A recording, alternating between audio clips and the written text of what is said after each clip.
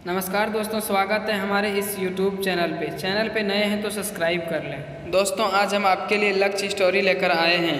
आप सभी ने लक्ष्य को निर्धारित करने के बारे में पहले ज़रूर सुना होगा और आप इसका महत्व भी बहुत अच्छे से जानते होंगे। लक्ष्य निर्धारण करने से हमें एक निश्चित दिशा और निरंतर कार्य करने का हौसला मिल जाता है। लक्ष्य निर्धारण से हमारे मन का भटकाव खत्म हो जाता है और हमें कार्य करने का उद्देश्य मिल जाता है। लक्ष्य स्टोरी इन हिंदी में आप पढ़ोगे कि कैसे लोगों ने लक्ष्य निर्धारण करके असंभव कार्य को संभव किया। बहुत पुरानी बात है, एक गाँव से नदी गुजरा करती थी जिसके किनारे एक साधु बैठा रहता था और जोर जोर से चिल्लाता रहता था, जो चाहोगे वही पाओगे, जो चाहोगे वही पाओगे। साधु को गांव के सभी लोग पागल, कुछ लोग मूर्ख, ना जाने क्या क्या समझ लेते थे। साधु हमेशा यही चिल्लाता था और भगवान की भक्ति करता रहता था। बहुत दिन बीत गए। एक दिन एक बेरोजगार लड़का वहां से गुजरा। उसने साधु की यह बात सुनी और दौड़ा दौड़ा उसके पास पहुंच गया। साधु ने मुस्कुराते हुए कहा, हाँ बेटा, जो तुम चाहोगे तुम वही पाओगे। लड़के ने फिर एक बार कहा, क्या आप सच कह रहे हैं? क्या सच में जो मैं चाहूँगा वही मैं पाऊँगा? साधु ने कहा, हाँ, जो तुम चाहोगे वही तुम पाओगे। लड़कों ने कहा, क्या मैं सोने चांदी का बहुत बड़ा व्यापारी बन जाऊंगा? साधु ने कहा, हाँ बेटा, तुम अवश्य बनाओगे। आज मैं तुम्हें कुछ सोने और चांदी की वस्तुएं दूंगा जिसको तुमने ले जाना और देखना तुम एक दिन बहुत बड़े चांदी सोने के व्यापारी बन जाओगे। लड़के ने अपनी दोनों आंखें बंद की और साधु की ओर हाथ बढ़ा दिए। साधु ने एक हाथ लड़के का पकड़ा और कहा, ये लो बेटा, ये सोना है, इसे समय कहते हैं। तुम कभी भी इसको हाथ से जाने मत देना। इसका एक एक पल अपने लक्ष्य प्राप्त करने के लिए उपयोग करना। तुम एक दिन जरूर बहुत बड़े व्यापारी बन जाओगे। लड़कों ने कहा, और बाबा चांदी? साधु ने लड़के के दूसरे हाथ को पकड़कर कहा, ये लो, ये चांदी है, इसे धोरी कहते हैं। अगर बहुत मेहनत और वक्त का सही उपयोग करके भी लक्ष्य प्राप्त ना हो तब तुम भी धोरी रखना और देखना तुम धोरी में कितनी ताकत है।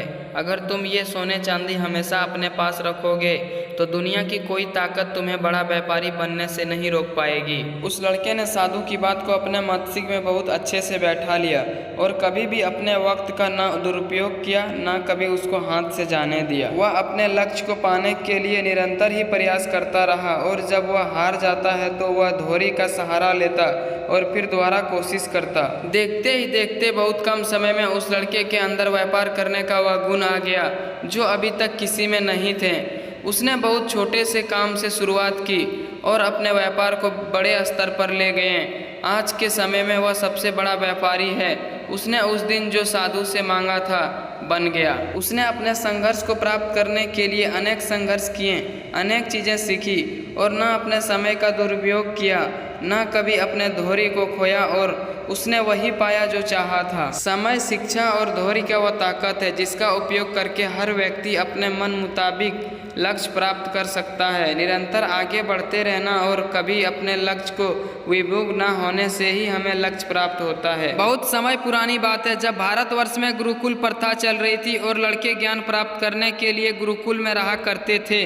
एक गुरुकुल में बहुत मध्य बुद्धि बालक था जिसका नाम देवव्रत था। गुरुकुल के अध्यापक ने अपनी सारी कोशिशें कर ली, फिर भी देवव्रत वह कुछ ना सीख पाए। उन्होंने उसके लिए अलग से पढ़ाना चालू किया। देर रात तक उसको अध्ययन करवाते पर वह सुबह तक सब भूल जाता। ऐसे करते करते बहुत समय बीत गए। गुरुकुल के हर अध्यापक ने देवव्रत को अपने ज्ञान के अनुसार शिक्षा प्रदान करने के अलग अलग तरीके का उपाय किया पर वह सब असमर्थ रहे। अब किसी अध्यापक के पास कोई चारा नहीं था और उन्होंने देवव्रत से यह कह दिया कि अब तुम अपना समय खराब मत करो और जाकर अपने पिता के कार्य में उनका हाथ बटाओ। इस घटना से देवव्रत को बहुत निराशा हुई और वह घर के लिए लौट गया। रास्ते में जब वह घर जा रहे थे तो उसको बहुत तेज से प्यास लगी। उसने पानी के लिए कुएं को खोज निकाला और जब वह उसके पास पानी पीने गया तो उसने देखा कि पानी के पास पड़े एक पत्थर में रस्सी का बहुत बड़ा निशान बन गया है और पत्थर लगभग कट गया है। देवव्रत ने वहां पानी भर रही महिलाओं से पूछा, आखिर ये पत्थर कैसे कटा? उनमें से एक महिला ने बताया कि यह पत्थर रस्सी के बार बार घिसने से कट गया था।